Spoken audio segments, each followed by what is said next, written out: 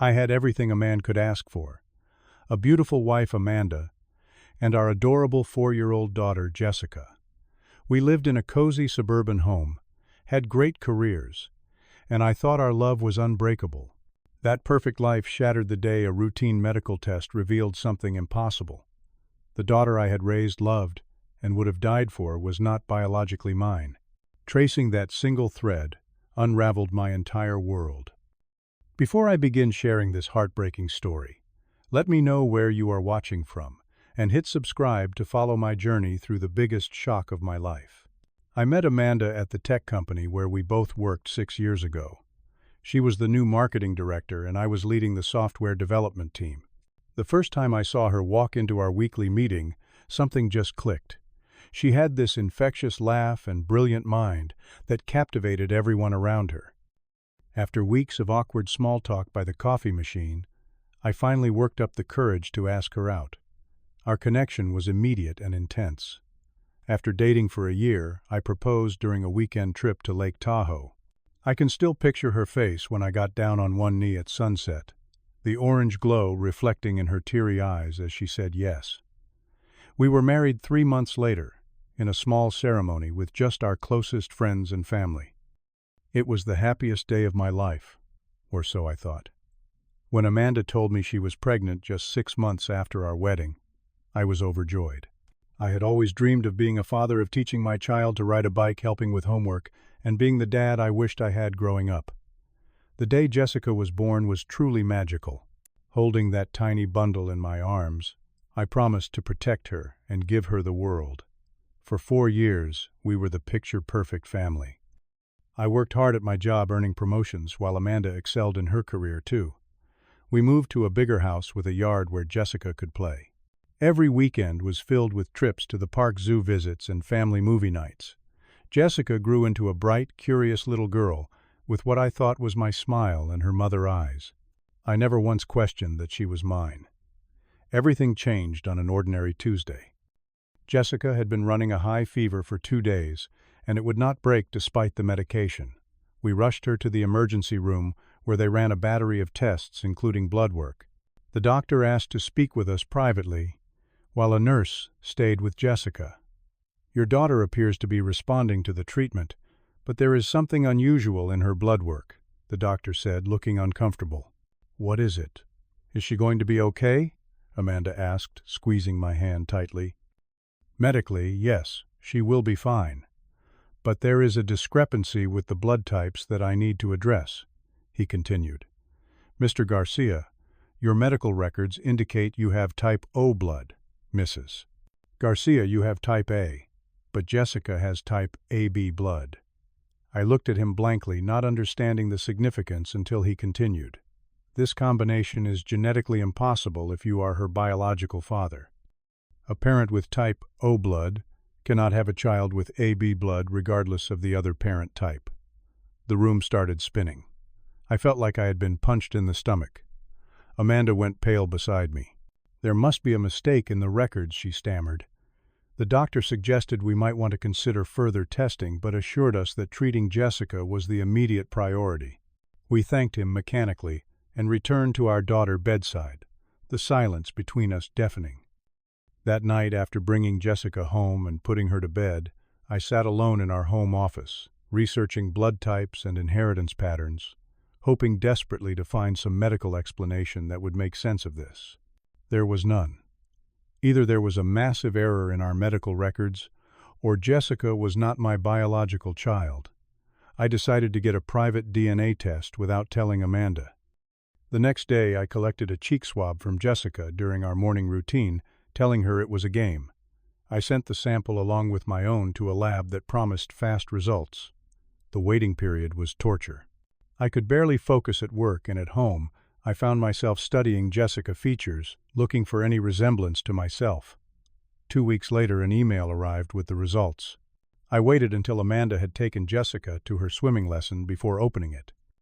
The scientific language was complex, but the conclusion was devastatingly clear. There was a 0% probability that I was Jessica's biological father. My world collapsed. 5 years of memories flashed through my mind.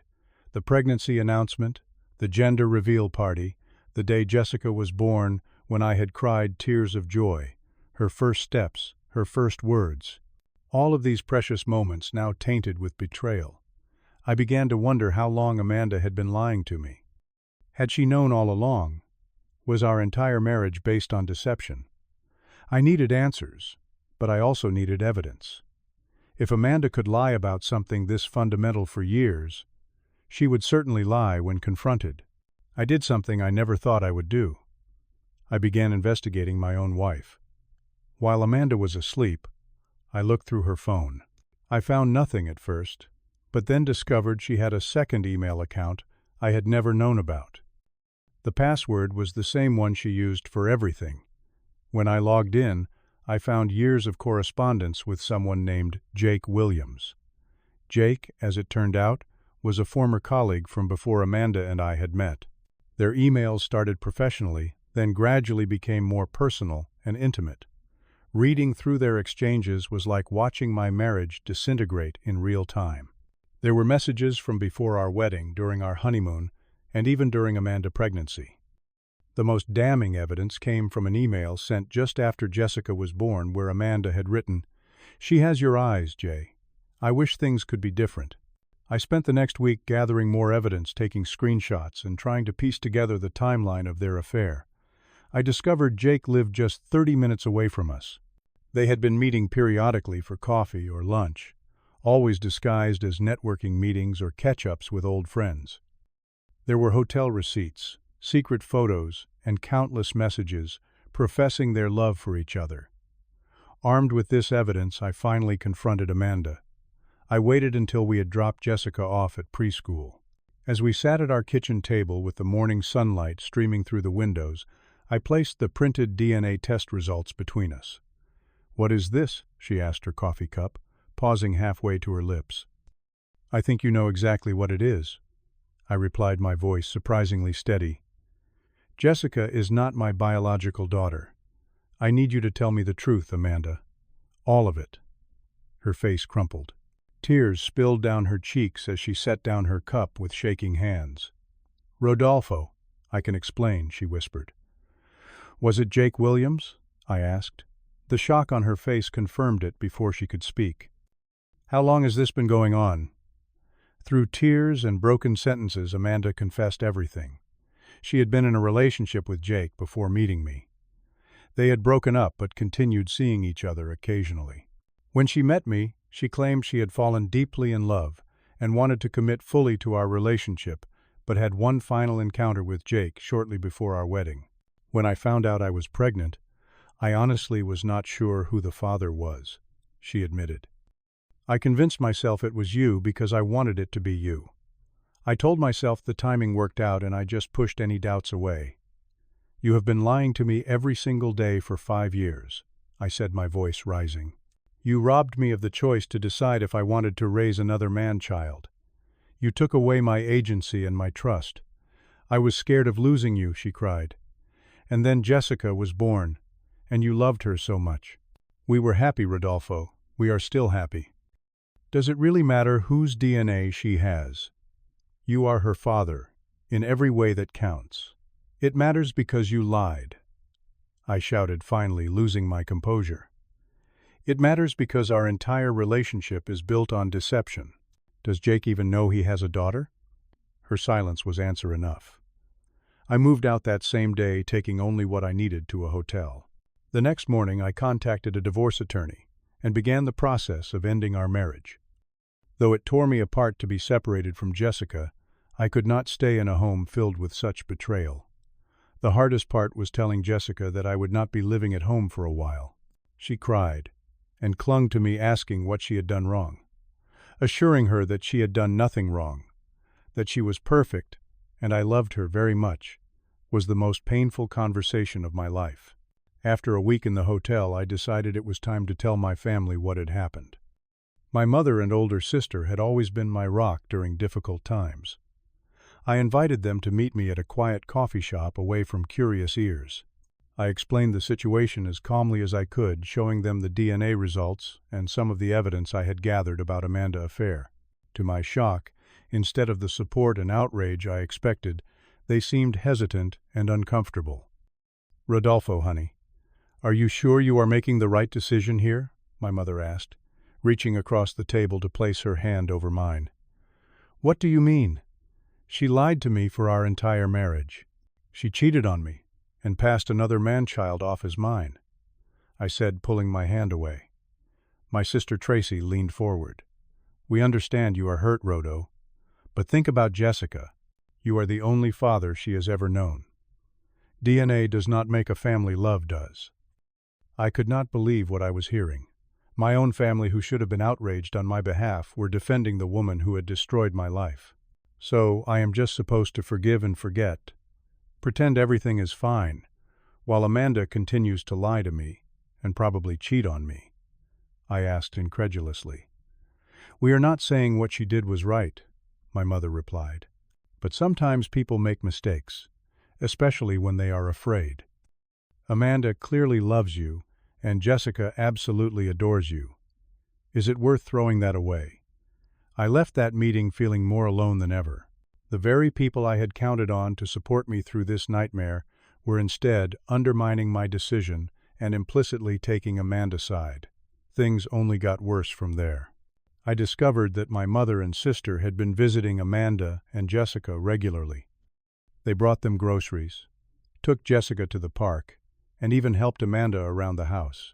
When I confronted them about it, they claimed they were just trying to help a struggling single mother and their granddaughter and niece. She is not their biological relative any more than she is mine, I pointed out bitterly. "Do not be ridiculous, Rodolfo," my mother snapped. "Jessica has been part of this family for 4 years. We are not going to abandon her because of your hurt pride." The betrayal cut deep. It felt like everyone in my life was choosing Amanda over me, despite her being the one who had committed the ultimate betrayal.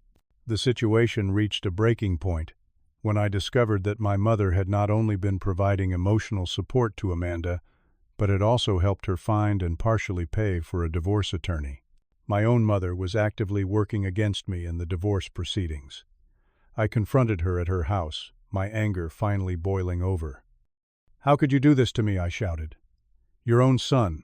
I am trying to protect that little girl," she fired back. "You are so blinded by your anger at Amanda that you cannot see what you are doing to Jessica. What about what Amanda did to me? What about the fact that she lied to me for years, that she cheated on me? Does none of that matter to you?" My mother sighed heavily. "Of course it matters. What Amanda did was wrong. But 2 wrongs do not make a right, Rodolfo. Walking away from Jessica will not heal your pain." I left my childhood home that day, feeling like I had lost not just my wife and daughter, but my entire family. The divorce proceedings grew increasingly hostile. Amanda, emboldened by my family support, filed for full custody of Jessica with only limited visitation rights for me. Her argument was that I had abandoned the family home and was showing signs of emotional instability due to my anger. What truly broke me was the day of our custody hearing. As I sat in the courtroom, I watched in disbelief as my mother and sister entered and sat behind Amanda. When called to testify, my mother spoke about how I had always had a temper, how I was acting irrationally, and how she feared my anger would negatively impact Jessica. My sister testified that Amanda was an excellent mother who was doing her best in a difficult situation while painting me as vindictive and unstable. Their betrayal was complete. As I sat there listening to my own family discredit me to support the woman who had destroyed my life, I felt something inside me break.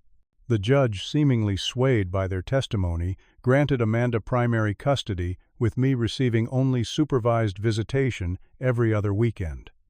I left the courthouse that day feeling utterly defeated. I had lost my daughter, my wife, and now my family. It seemed like everyone I had ever loved had turned against me. That night alone in my rented apartment, I hit rock bottom. I seriously considered moving across the country, starting over completely, and leaving this painful chapter behind me. In my darkest moment, I reached out to an old college friend, Tyler, who had gone through a divorce years earlier. Over drinks at a quiet bar, I poured out the whole sordid story. Unlike my family, Tyler listened without judgment and offered genuine empathy. "Man, that is beyond rough," he said when I finished. But let me ask you something important. Do you still love Jessica? Of course I do, I replied without hesitation. She is still my daughter, in every way that matters. I raised her. Then fight for her, Tyler said simply. Not against Amanda, not against your family, but for Jessica. She deserves to have you in her life. Something about his straightforward advice cut through the fog of betrayal and anger that had consumed me. Jessica was innocent in all of this. She did not ask to be born into this situation, and she certainly did not deserve to lose the only father she had ever known. Tyler connected me with a support group for men in similar situations, fathers raising non-biological children or dealing with paternity fraud. Listening to their stories made me realize I was not alone. Some had chosen to stay in their marriages, others had left but maintained relationships with the children they had raised. All emphasized the importance of separating their feelings about their exes from their relationships with their children. With this new perspective, I found a new attorney who specialized in fathers' rights cases. He helped me shift my strategy from fighting Amanda to advocating for my role in Jessica's life. Instead of contesting the divorce or fighting over assets, we focused entirely on securing meaningful, unsupervised visitation rights. I also began seeing a therapist to work through my anger and betrayal. Those sessions were brutal at times, forcing me to confront painful truths about my marriage and myself. I had to accept that while Amanda's betrayal was inexcusable, my all-or-nothing response had potentially hurt Jessica, the one person who was completely innocent. My attorney suggested we gather evidence of my relationship with Jessica, proof that I had been an active, loving father for her entire life. I compiled photo albums, videos, cards I had made for her birthdays, and testimony from preschool teachers, neighbors, and friends about my involvement in her life. Another unexpected ally emerged in my father.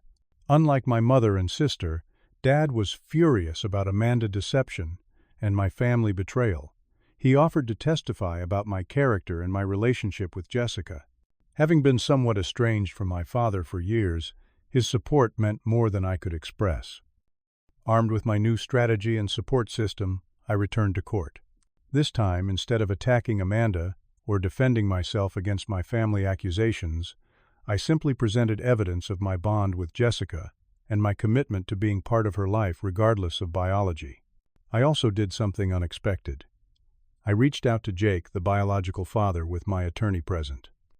Rather than confronting him with anger, I explained the situation calmly and asked if he intended to be part of Jessica's life now that the truth was out. Jake was stunned. Apparently, Amanda had told him she had terminated the pregnancy years ago. He had no idea he had a daughter. After the initial shock wore off, he agreed that Jessica needed stability, not more upheaval, and that I was the only father she had ever known. He signed an affidavit supporting my visitation rights while agreeing to take financial responsibility through child support payments. The judge was impressed by my changed approach to Jake's involvement and the substantial evidence of my relationship with Jessica. He modified the custody arrangement, granting me unsupervised visitation every weekend, and one dinner visit during the week, plus shared holidays and 2 weeks in the summer. Leaving the courtroom with this victory felt bittersweet. I had won the right to remain in Jessica's life, but I had lost the daily presence I once took for granted. Still, it was a beginning, a foundation to build upon. The first weekend Jessica came to stay at my new apartment was both wonderful and heartbreaking. She was confused about why Daddy lived in a different house now, but excited about having 2 bedrooms and the special space I had created just for her, complete with her favorite stuffed animals and books. I was careful never to speak negatively about Amanda in front of Jessica, no matter how angry I still felt. When Jessica asked difficult questions about why we did not live together anymore, I simply told her that sometimes grown-ups need to live in different houses, but it does not change how much they love their children. Over time, Jessica adjusted to the new normal. Our weekend adventures became special times for both of us. I took her hiking, taught her to ride a bike, helped her build science projects, and read her favorite stories at bedtime. In some ways, the limited time made me a more present, engaged father than I had been before. My relationship with my mother and sister remained strained but not completely broken. Once the initial anger subsided, we cautiously began rebuilding. They still maintained a close relationship with Amanda, which I had to accept, but they acknowledged that their actions had hurt me deeply and apologized for taking sides so definitively. About 6 months after the final custody arrangement was settled, I discovered something unexpected. Through mutual friends, I learned that Amanda had been seeing someone new, a coworker at her company. What shocked me was that she had apparently begun this relationship while we were still together, before the paternity revelation had even occurred. The betrayal had been even deeper than I had realized. When I confronted Amanda about this during one of our custody exchanges, she broke down. The perfect image she had maintained crumbled as she admitted that faithfulness had always been a struggle for her, that she had cheated with Jake and others throughout our marriage. Strangely, this revelation brought me a sense of peace rather than renewed anger. It confirmed that the problem had never been me but rather Amanda's own issues. I was finally able to let go of the nagging question of what I could have done differently to save my marriage. The answer was nothing. It had been broken from the start. 2 years have passed since that fateful day in the emergency room when my world turned upside down. The journey of healing has been long and often painful, but looking back, I can see how far I have come. Jessica is now 6, a vibrant first grader who loves soccer and science experiments. She splits her time between Amanda's home and mine and has adjusted remarkably well. Children are resilient, more so than we often give them credit for. I have slowly rebuilt my relationship with my mother and sister. While we may never fully agree about how the situation should have been handled, we have reached an understanding. Family is complicated but ultimately valuable even when imperfect. Jake has become a peripheral figure in Jessica's life, more like a family friend than a father. We agreed that disrupting Jessica's sense of who her parents are would be unnecessarily confusing for her. When she is older, she will learn the truth in an age-appropriate way.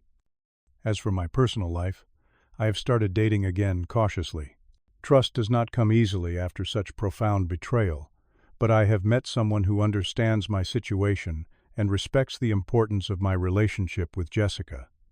Laura is patient and kind, and Jessica adores her. My career has flourished as I channeled my energy into work and creating a stable life for myself and my daughter. I have even started a small support group for fathers in similar situations, paying forward the help I received when I needed it most. The most profound change, however, has been internal. I have learned that family is not defined solely by DNA, but by love, commitment, and choice. Every time I choose to remain in Jessica's life, every time I put aside my hurt to be the father she deserves, I am redefining what family means to me.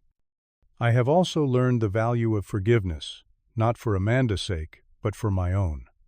Carrying anger and resentment was poisoning my life and preventing me from moving forward. Forgiving does not mean forgetting or condoning, but simply releasing the hold that betrayal had on my heart. Perhaps the most unexpected lesson was learning the difference between walking away and moving forward. Walking away would have meant abandoning Jessica and the life we had built. Moving forward means carrying the good parts of our relationship with me while leaving behind the pain and betrayal. Life rarely gives us the endings we expect, but sometimes the new beginning is better than we could have imagined. I am no longer defined by what was done to me, but by how I chose to respond, by the father I continue to be, and by the man I am becoming. Have you ever had to redefine what family means to you? Has forgiveness played an important role in your life journey?